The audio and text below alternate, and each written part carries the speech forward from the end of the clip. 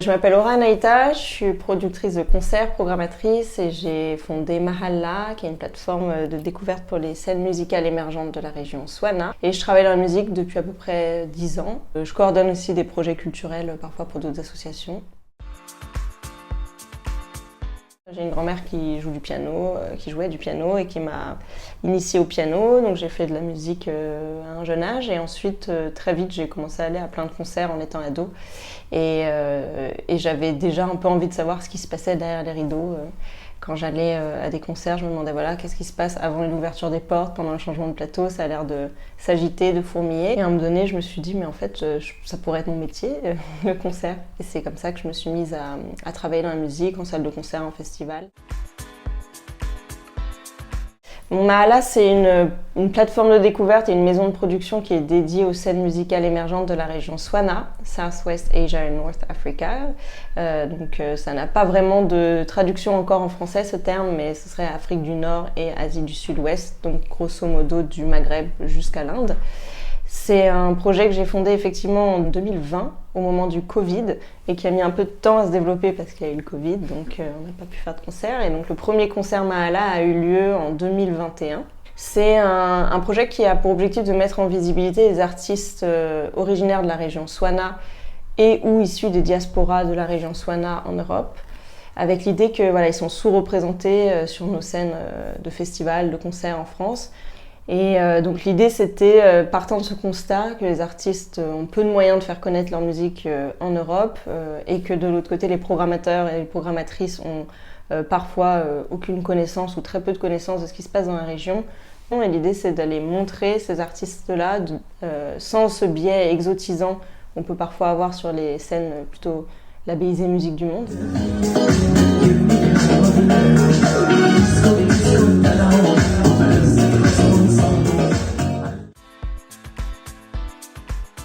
Mahalla, c'est vraiment un mot qu'on a choisi pas du tout au hasard, mais vraiment parce qu'il avait un sens et plusieurs symboliques. Alors Mahalla, c'est un mot qui vient de la racine arabe mahal. Mahal, ça veut dire le district, la localité. C'est un mot qui n'est pas tant utilisé dans tous les dialectes de l'arabe, mais qui à chaque fois se réfère à un espace géographique et qui ensuite a voyagé avec le turc, avec le persan, dans énormément de langues, dans les Balkans jusqu'en Inde. Et qui veut dire plus ou moins toujours le quartier, l'espace. Et l'idée de Mahalla, c'est vraiment créer cet espace un peu imaginaire, où des artistes vont se rencontrer et le public aussi rencontrer ces artistes. Des artistes qui parfois ne se rencontrent que sur les scènes européennes. Et voilà, c'est vraiment l'idée de l'espace où on se sentirait déjà à l'aise, bien aussi dans sa pluri-identité, on va dire, parce que Mahalla, c'est aussi un projet qui s'adresse pas uniquement, mais qui s'adresse aussi aux enfants issus des diasporas qui n'ont pas forcément grandi avec les références musicales de leur région d'origine, ou de la région d'origine de leurs parents plutôt, et ou alors s'ils ont grandi avec ces références, avec des références un peu plus datées de la période de leurs parents, et donc pas nécessairement connectées à ce qui se passe dans la création contemporaine de ces régions. Je suis moi-même issue de diaspora de la région Souana et comme je disais, ces scènes-là, ces artistes-là sont sous-représentés sur nos scènes et ce qui fait que moi, par exemple, en étant grande fan de concerts, en étant ado, j'avais jamais vu un artiste de ces régions-là sur scène, c'est un grand paradoxe.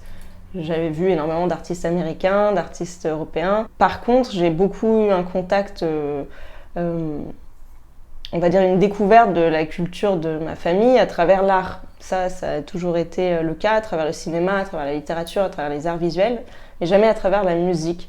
Donc Mahalla, c'est aussi un peu une réponse à ça. Le volet le plus visible de Mahalla, c'est la production de concerts. C'est ces programmations qu'on monte au Cabaret Sauvage, comme aujourd'hui la programmation avec Chouka, qui est un label basé à Lyon et d'origine tunisienne. À côté de ça, on produit aussi des tournées pour les artistes qu'on fait venir dans le cadre de nos événements, mais aussi pour d'autres artistes qui sont soit originaires de cette région, soit connectés à ces régions dans leur travail musical.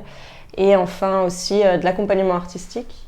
Ça, c'est un volet qu'on a vraiment commencé à développer maintenant parce qu'on s'est rendu compte que il ne suffisait pas simplement de donner un accès aux scènes françaises à ces artistes, mais aussi de les accompagner pour que leur projet puisse vraiment être présenté de la meilleure manière possible, artistiquement et techniquement parlant, sur nos scènes en Europe. Et le dernier volet, c'est la création de contenu en ligne, et notamment de travailler avec des radios en ligne de la région, et de proposer des artistes en guest via le projet Mahalla sur des radios, là en l'occurrence sur Radio Al-Hara, qui est une radio palestinienne basée à Bethléem, et avant ça on travaillait avec Bechno qui est à Téhéran. C'est ultra important parce que, encore une fois, on est des diasporas assez actives dans le champ culturel et dans le champ musical spécifiquement, et en même temps on n'est pas du tout dans la compétition, on a besoin les uns des autres aussi, d'aller s'enrichir mutuellement à travers des événements, d'aller proposer des choses ensemble pour être plus fort médiatiquement aussi, pour avoir plus de visibilité. Oui, Nowruz, c'est vraiment une fête qui me tient à cœur personnellement parce que je la fête depuis l'enfance, mais aussi parce que pour moi elle a un symbole très fort de résistance culturelle, au-delà de la simple question personnelle vis-à-vis de Nowruz. C'est une fête qui est millénaire, qui est célébrée à travers tous les pays de la région, avec l'Afghanistan, avec l'Asie centrale, au Kurdistan. Et donc du coup c'est une fête qui rassemble de manière transnationale, et je pense que c'est aussi, ça fait écho à ce qu'on fait avec Mahalla aussi. Et c'est aussi une fête que je trouve intéressante parce que dans les diasporas, encore une fois, finalement on se réapproprie des rituels. On ne va pas exactement les fêter de la même manière qu'on les fêterait dans le pays de nos parents par exemple, ou du pays dans lequel on est né. Et à travers la musique, je pense qu'on peut recréer une expérience autour de Nowruz et aussi amener des gens à s'y intéresser, amener des gens à se dire « tiens, Nowruz, je commence de plus en plus à en entendre parler, il y a des gens qui fêtent le Nouvel An ailleurs que le 1er janvier de l'année ». Et avec ça, parler de la création artistique. Oui, il y en a plein. Presque tous nos événements, j'ai des souvenirs très très forts, très marquants. Je dirais qu'une fois à la Flèche d'Or, on a programmé un événement en lien avec, en collaboration avec My Kali Magazine, qui est un magazine queer et féministe de la région Swana. Et on avait invité 2 DJ du collectif Daytimers, qui est un collectif britannique qui met en valeur la production musicale de la diaspora sud-asiatique, donc Inde, Pakistan. Et c'était assez marquant parce qu'il y a quelqu'un qui est venu me voir pendant le concert et qui m'a dit mais je suis trop heureux de voir un artiste pakistanais sur scène, c'est tellement rare en France, merci. Et ça m'a vraiment fait chaud au cœur parce que c'est exactement ce qu'on veut faire en fait avec Mahalla. C'est faire venir des artistes qui sont très peu représentés ici. Et j'étais contente que ça résonne avec des personnes de la diaspora pakistanaise en France. Ça, c'est un beau moment. Et ensuite, le dernier moment que j'ai en tête, c'est évidemment Kamakan pour Nowruz, qui était un concert très compliqué, très très compliqué à mettre en œuvre pour plein de questions administratives et financières. Et donc les faire venir et les avoir sur une scène comme le cabaret, ça a vraiment un sens. Et c'était très très beau à voir, déjà parce que le concert était très très beau, mais aussi parce que le public était tellement à fond et complètement en connexion avec ce qui se passait. Et dans le public, il y avait autant des Afghans que des Syriens et Syriennes et des Afghanes et des Iraniens et des Iraniennes. Et tout le monde était complètement en train de connecter avec ce qui se passait. J'ai vu beaucoup de gens pleurer dans la salle. Enfin, c'était vraiment un très beau moment.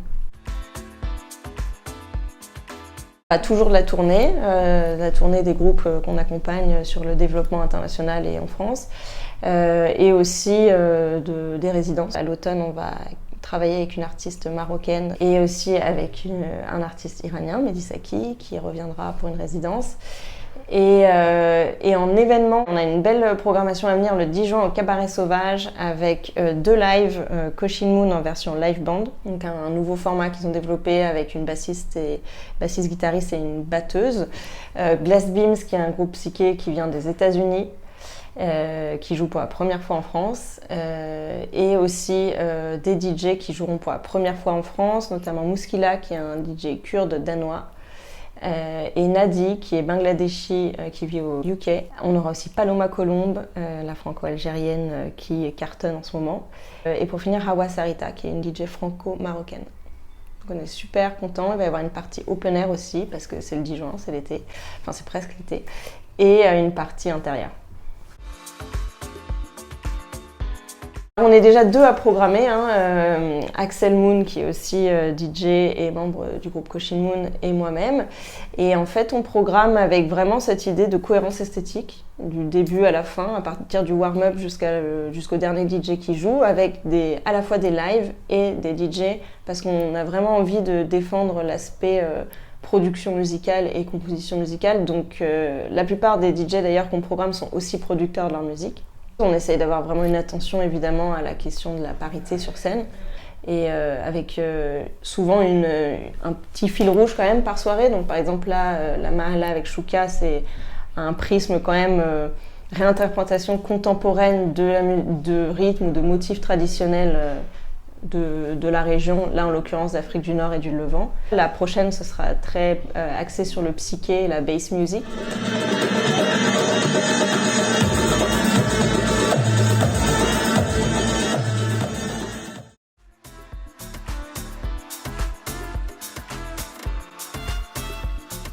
Only Lovers Left Alive de Jim Jarmusch. Incroyable ce film. Un livre qui m'a beaucoup parlé à un moment donné de ma vie, c'est Les identités meurtrières d'Amin Maalouf. Mahala. Une artiste, Fulur Falorzad, une poétesse iranienne. Ouais.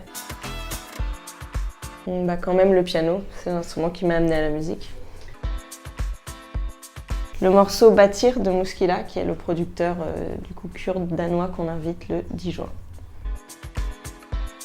Sans hésiter, Zeresh Polo. Le quartier d'Oi au Caire, où j'ai habité pendant 2 ans. Parce qu'il a vraiment une atmosphère vraiment à lui, parce que c'est une ville extrêmement chaotique et Doi c'est un peu une poche. Pour moi, c'était un peu une poche de sérénité au milieu de tout ça. À la Hara, la radio palestinienne. Un cabaret sauvage. J'aime bien la danse que les gitans en Irak ont, qui s'appelle la kaoulia, qui est que avec les cheveux. Incroyable. PJ Harvey. Mais PJ Harvey parce que c'est vraiment une icône, quoi. En fait, en vrai, c'est celle qui m'a initiée au féminisme. De toute ma vie, PJ Harvey. J'ai vu plusieurs fois, je l'ai vu au Nuit de Fourvière, je l'ai vu à l'Olympia. Ouais, je dirais PJ Harvey.